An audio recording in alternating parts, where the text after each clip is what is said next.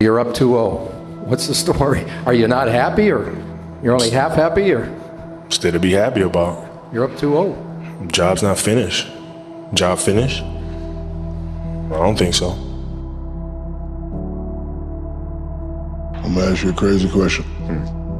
After we split apart, were you trying to get more championships than me? Oh, absolutely. You were? Absolutely. And I knew you were going to get one.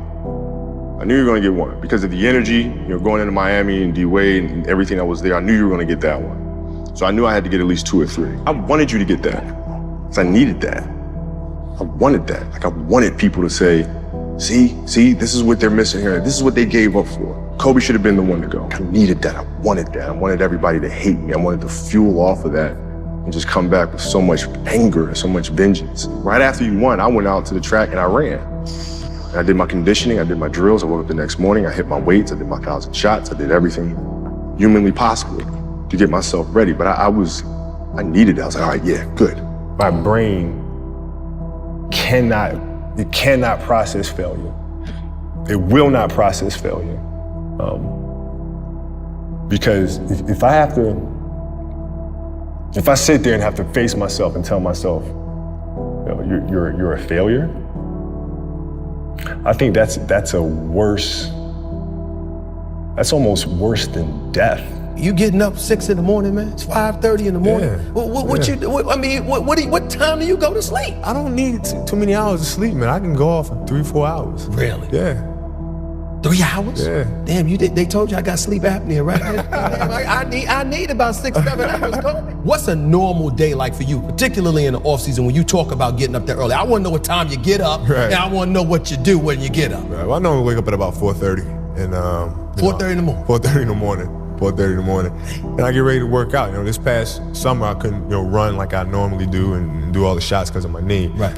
So I'll get up in the morning and do my therapy, do weights, things of that nature. And I do that about 2-3 times a day sometimes. But the key is when you get up that early in the morning, you finish your workout, 12 o'clock, 12:30, whatever. You have the rest of the day to kick it with the fam. Mm-hmm. You know what I mean? Instead of waking up, middle of the day, you get all of those hours in, then your day's shot. Right. You know what I mean? So if you get up at 10 in the morning, train at 11, 12, say 12, train at 12, train for 2 hours, 12 to 2.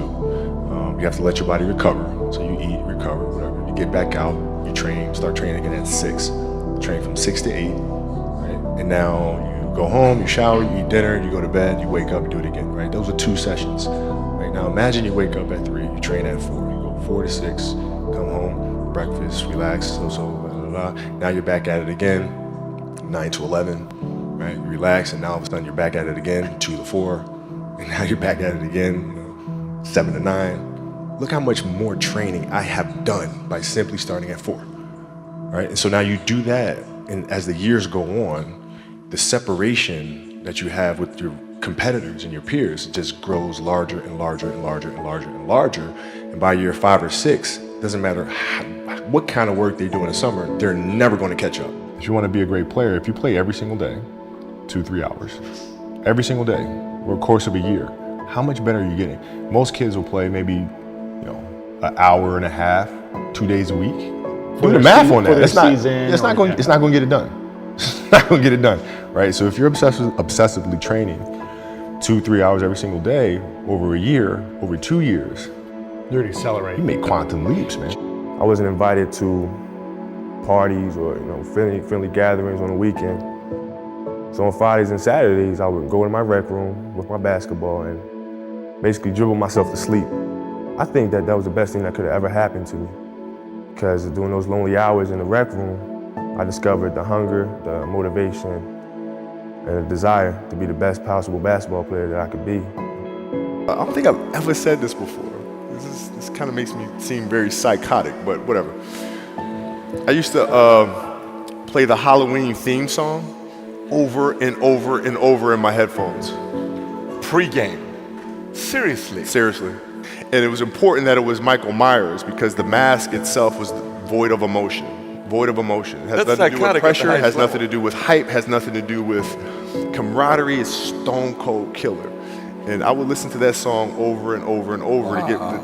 That's when you know you better run, because that's what a lot of people did. Yeah, it's like coming out. It's gonna be a tough night. Story. Yeah. we get into a city, one of the cities very late, and immediately we all go to the gym. You know, all my guys is, you know, it's Melo, it's me, it's Brian, it's Kobe. Like we all go to the gym, we all get our work in. It's real late. And so after we get done getting our work in, me and my guys, we say, hey, like, let's meet for breakfast in the morning. Like, if you can't sleep, whoever first one wake up, hit us up, we gonna go eat. And so we do that. We probably get like 3 hours of sleep. You can't sleep much when you're traveling across the world, you know, like we were traveling. And we probably get like 3 hours of sleep, and we wake up, we go down to where the food is. And as we walking down, you know, slubbing with sleep in our eyes, Kobe Bryant is sitting there with ice on his knees already, right?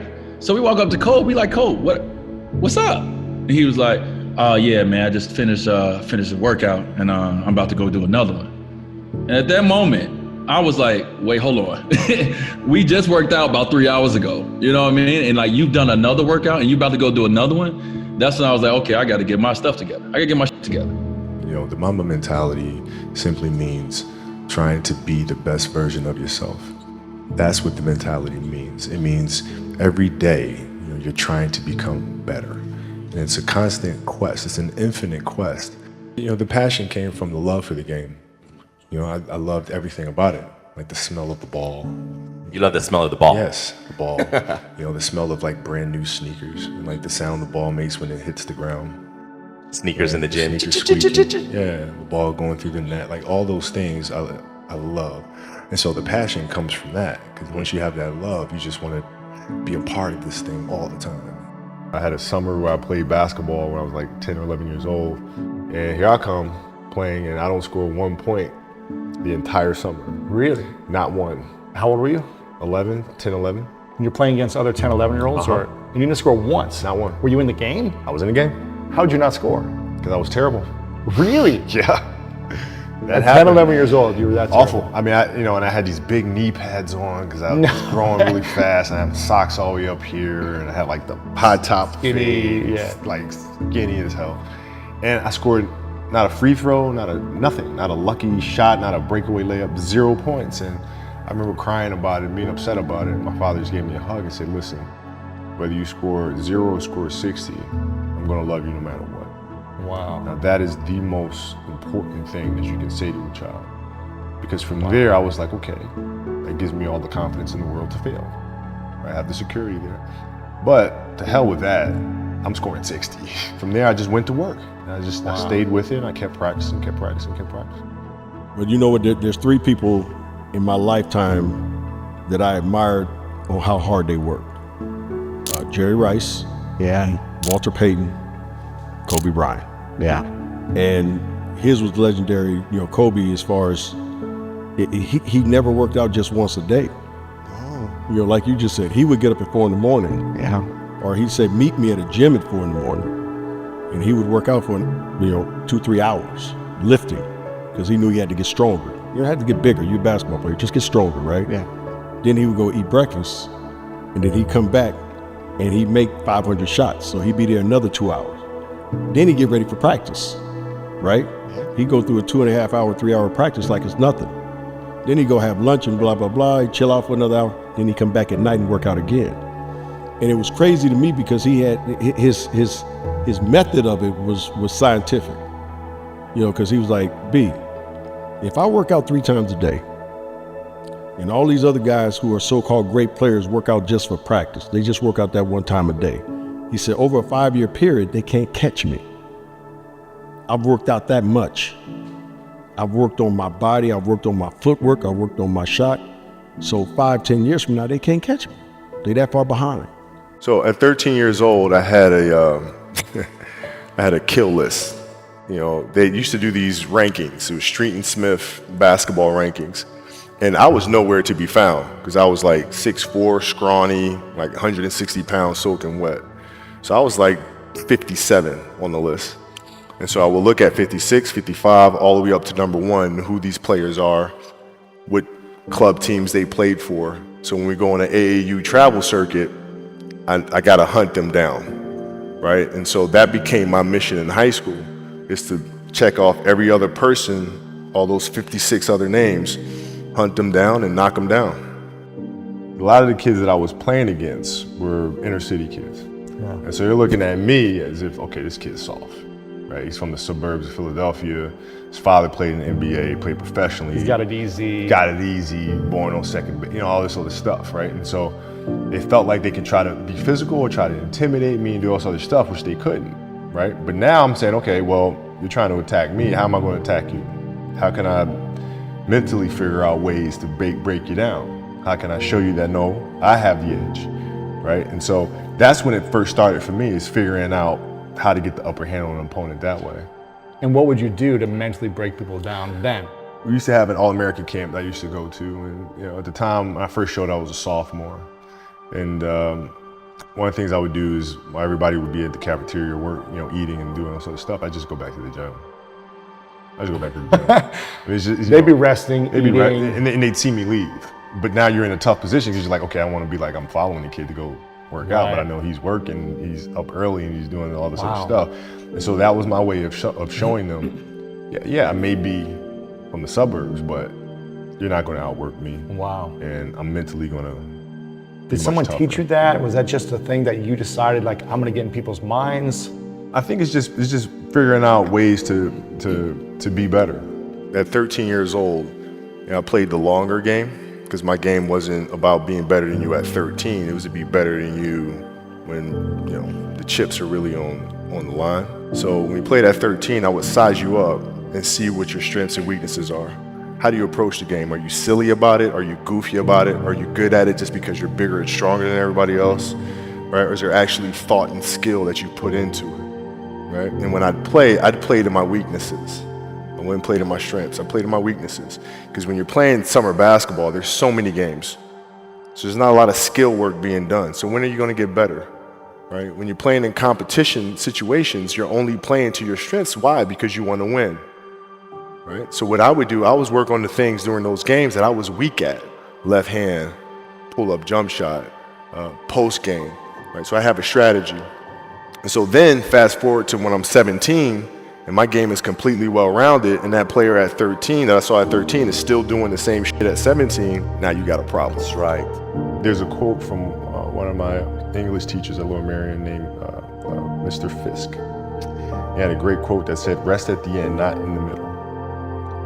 And that's something I always live by. I'm not gonna rest, I'm gonna keep on pushing now. There are a lot of answers that I don't have, even questions that I don't have, but I'm just gonna keep going. I'm just gonna keep going, and I'll figure these things out as we go, right? And you just continue to build that way. So I try to live by that all the time. Those times when you get up early and you work hard, those times when you stay up late and you work hard, those times when you don't feel like working, you're too tired, you don't want to push yourself, but you do it anyway. That is actually the dream. That's the dream. It's not the destination, it's the journey. If you guys can understand that, then what you'll see happen is that you won't accomplish your dreams. Your dreams won't come true. Something greater will. Here's why practice was important to me. Not from just the standpoint that I enjoyed playing. Like, I enjoyed being there. I enjoyed getting better. But as a leader of a team, it's also your responsibility to elevate the rest of the guys. What people tend to get stuck on a lot is saying, okay, the way to make players better is to pass them the ball when they're open. That's a very trivial way to look at things. What you have to do is you have to get them emotionally to want to be better. You have to get them to an emotional space where they wake up every morning driven to be the best version of themselves, right? And how do you do that? And in practice, for me, it was a chance to drive them, to challenge them, right? And this is where you have to know your teammates, because if it's late, we just had a back-to-back and we had practice the next day, you show up, guys don't feel like going through the motions, don't feel like practicing. It's important to know each and every one of them individually, personally, because then you know what nerve to touch. Some guys, it's like, okay, come on, let's, we can do this. That'll get them going. Other guys, no. You got to figure out what button to push. I guarded Kobe in the garden.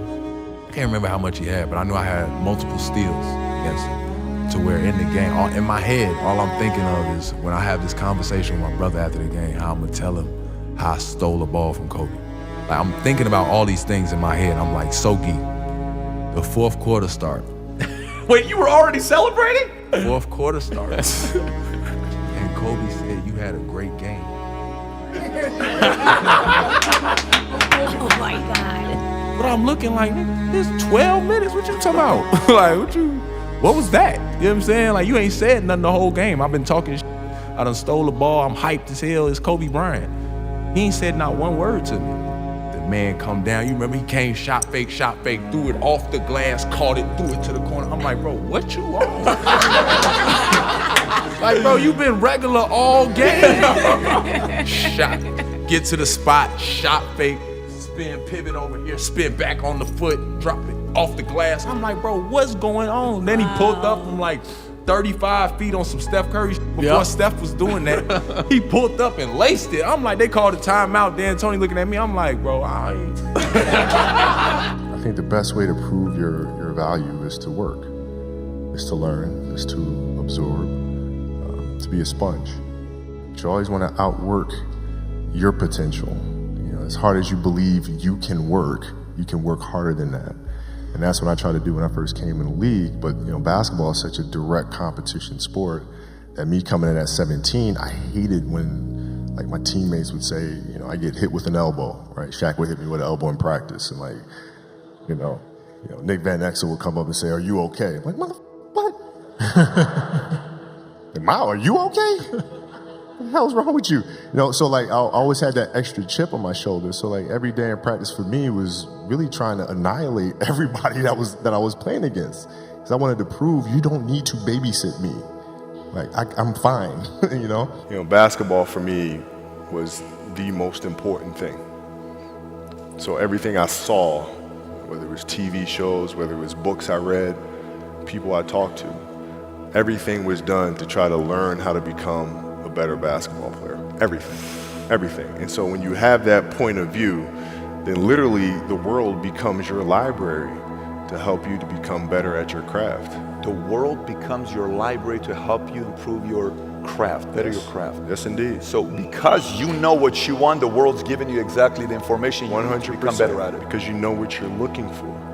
There was a year played Indiana Pacers in the finals. I rolled my ankle really bad. Jalen Rose stepped under me on purpose. He admits it now, finally.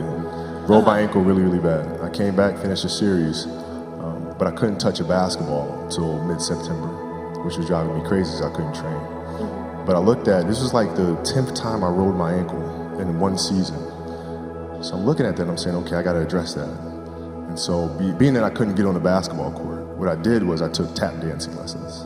Okay. No kidding. I took tap, and tap was like the best training for me in the world because it strengthened my feet, it changed my rhythm and my approach to the game. I was able to change speeds when I came back the following season. You know, I think dancers put way more strain on their body than athletes do. And I think there's a lot that can be learned from that. My daughter took ballet for several years, and I would sit there in the class, right? And I didn't know what I was getting into because I don't know anything about ballet, right? But I'm sitting there in the class, and I'm watching her, get the first position, the second position. I'm learning the structure and the rules that go along with that. And as athletes, there's a lot to be learned from that. Because if you simply go out there and perform and play, yeah, you'll be great every now and then.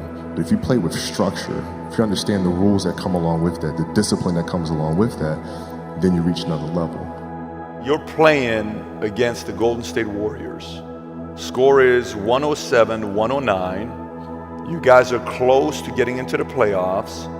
You know exactly what happens in the game. You go up, you're about to take your shot, and then all of a sudden, boom, Achilles happens, right?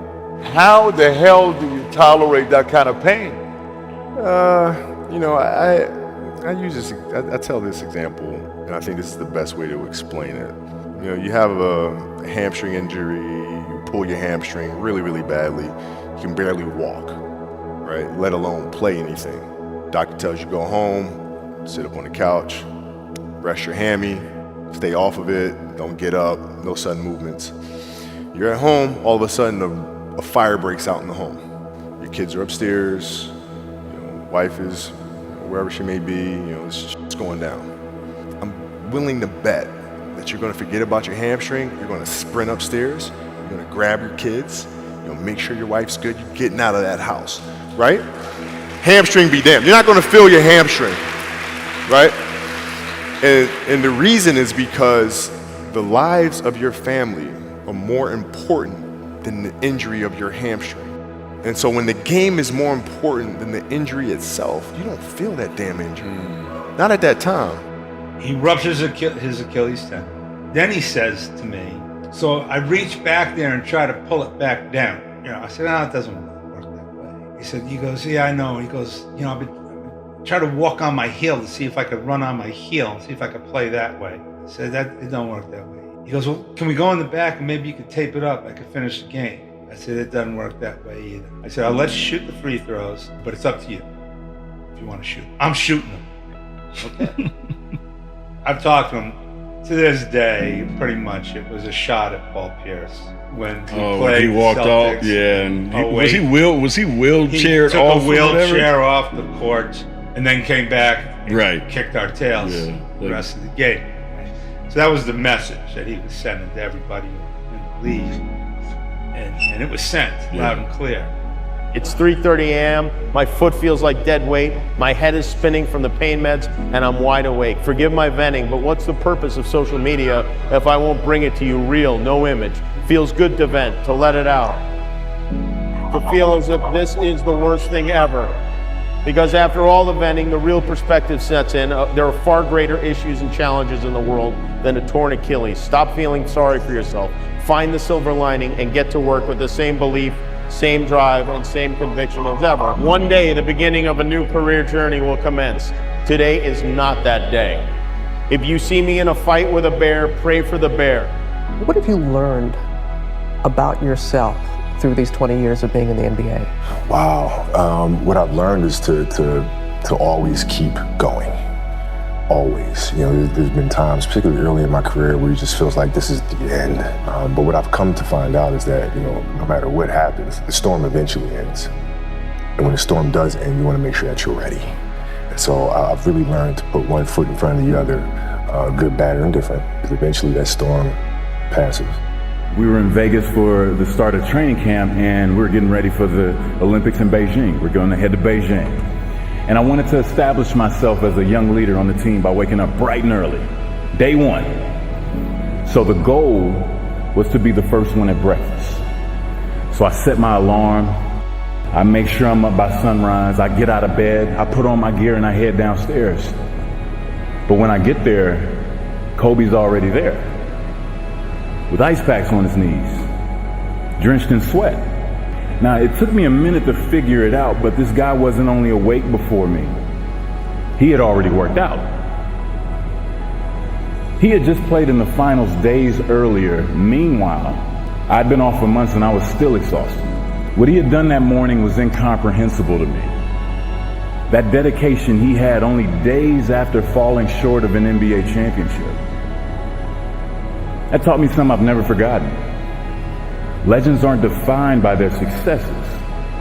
They're defined by how they bounce back from their failures. Well, what does losing feel like to you? It's exciting. Why is it exciting? Because it means you have different ways to get better. There's certain things that you can figure out that you can take advantage of, right? Certain weaknesses that were exposed that you need to shore up, right? So it was exciting. I mean, it sucks to lose. Right. But at the same time, there are answers there if you just look at them. Because you get the information from losing more than from winning, probably. Yeah. I mean, the answers are there when you win too. You just have to look at them. Yeah. Right. So it's a constant process. It's exciting when you win. It's exciting when you lose, because the process should be exactly the same, whether you win or you lose. As you go back and you look and you find things that you could have done better. You find things that you've done well that worked. You figure out how did they work, why did they work, and how can you make them work again. Yeah. And but the hardest thing is to face that stuff. We flew back to LA that night, and I got home. It's probably like 3 a.m. And I went down to the high school, which is down the street from our house. And the janitor let me in the gym, and I shot all day. I mean, all day. And this was right after that playoff game. And I didn't leave the gym. I just kept shooting and practicing. And I got a chance to let out the steam of disappointing my teammates and millions of fans. I got a chance to let all that out instead of bottling it up. and envision that moment over and over and over and over and over. That was a huge summer for me because I felt like everybody had written me off after those air balls. I think the greatest fear that we face is ourselves, actually. I think it's not anything that's external or anything that's superficial. I think the greatest fear you face is yourself, because we all have dreams, and it's very scary sometimes to accept the dream that you have. And it's scarier still to say, okay, I want that. It's scary because you're afraid that if you put your heart and soul into it and you fail, then how are you going to feel about yourself, right? So being fearless means putting yourself out there and going for it. No matter what, go for it. Not for anybody else, but for yourself. Doubt is such a strange thing. It's, there'll be times where you succeed and there are times that you fail. So wasting your time doubting whether you're going to be successful or not is pointless. It is. You just put one foot in front of the other. You control what you can't control. And then you see what the outcome is. Right? If you win, great. You're going to have to wake up the next day and do the journey over again. If you lose, it sucks, but you're going to have to wake up the next day and do the journey all over again anyway. What I try to do is just try to be still and understand that things come and go, emotions come and go. The important thing is to accept them all, to embrace them all, and then you can choose to do with them what you want versus being controlled by emotion. A lot of times I've seen players, even myself, when I was younger, being consumed by a particular fear, and to the point where you're saying, okay, it's not good to feel fear. I shouldn't be nervous in the situation right now. And it does nothing but grow. Versus stepping back and saying, yeah, I am nervous about the situation. Yeah, I am fearful about the situation. Well, what am I afraid of? And then you kind of unpack it. And then it gives you the ability to look at it for really what it is, which is nothing more than your imagination running its course, When I was playing and teammates would say, oh, Kobe's not out on the road. What is he doing? You see me on the plane, he's reading. What is he reading? He's writing. What is he writing? I'm practicing. I'm writing. I'm practicing. I'm understanding how to tell stories. I'm reading Joseph Campbell and how to create arcs, compelling arcs and plots. I'm reading that stuff. So this is going back 15 years, right? So I don't just retire, write Dear Basketball, and luck into winning an Oscar. You know what I'm saying? Yeah. That stuff comes from hard work and from studying for 15 years how to write and how to organize structure. Right? And you can't do that without having a serious love or commitment to the craft. So when you saw that you couldn't motivate others and they were lazy or they didn't put out the same effort that you had in yourself and expected in them, how did you respond? Well, I go up to Phil's office and Mitch's office and we have a nice salary cap conversation about how we can move these players and get them out of there, pack them up and move them out. So you were the general manager?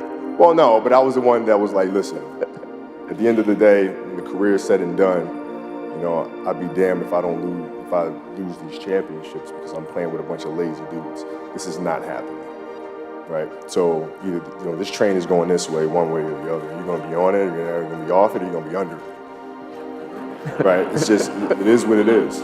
It is what it is. So if I like to motivate players to be better.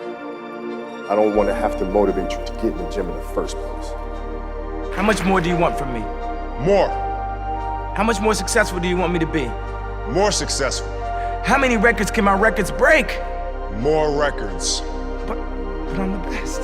But are you a different animal and the same beast? What the does that mean, Kobe Bryant? You're welcome.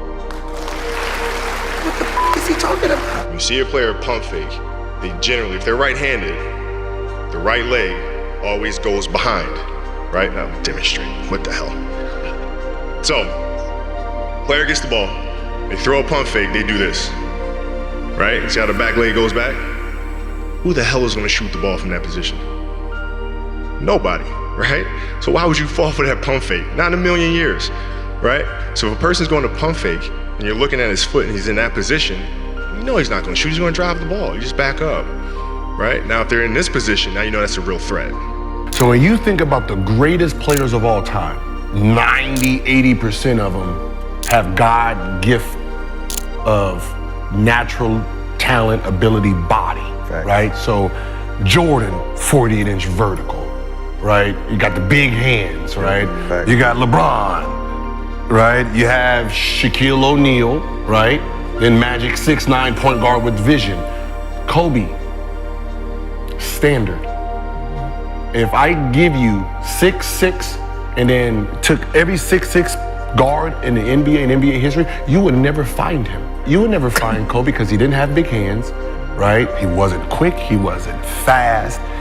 38-inch vertical, that's standard. Like if you don't have a 38-inch vertical, you're not even a shooting guard in today's game, right? And what he did with that body, it's like you took a S500 and he was pushing it like a Bugatti. That's what we look at. We look at the normal person fighting gods. Yes. I always dreamed as a kid that it was possible to score 80 or 90 or 100. Lay down, I'd imagine playing for the Lakers, and I would imagine what the uniforms look like. I would imagine where we'd be playing, and the smell of the arena and all sort of stuff. And I would see myself, getting hot. And so you just keep dreaming and dreaming and dreaming, and before I go to sleep, I'm like at 120 points, And so when you grow up, downloading that into your brain over and over and over, and then that summer, I made 1,000 shots a day, and they weren't just shots; it were shots that you saw in that game. They were specific shots. So when you download that into your system, and you go out in the court, and you're just executing things that you've done thousands of times before, and you have that dream, then that becomes possible. We're not on this stage just because of talent or ability. We're up here because of 4 a.m. We're up here because of 2-a-days or 5-a-days. We're up here because we had a dream and let nothing stand in our way. If anything tried to bring us down, we used it to make us stronger. We were never satisfied, never finished, will never be retired. My high school English teacher, Mr. Fisk, I actually paid attention one time in class, and he said, he had this beautiful quote, and it read, "Rest at the end, not in the middle." And I took that to heart. I believe there's time for resting at the end, but for me, that time is not now. My next dream is to be honored one day for inspiring the next generation of athletes to have a dream, sacrifice for it, and never ever rest in the middle. It seemed like it was yesterday. I was about your guys' age, and I had a dream. I had ambitions of being one of the greatest basketball players of all time, and through hard work and dedication, that dream came true. But I want to tell you guys something to be mindful of. When you have a dream, the one thing you have to watch out for are those out there that'll try to crush your dream. And you cannot allow that to happen. That is your biggest challenge. So I challenge you to have your dream, go after it with all you have, and be legendary in your own right.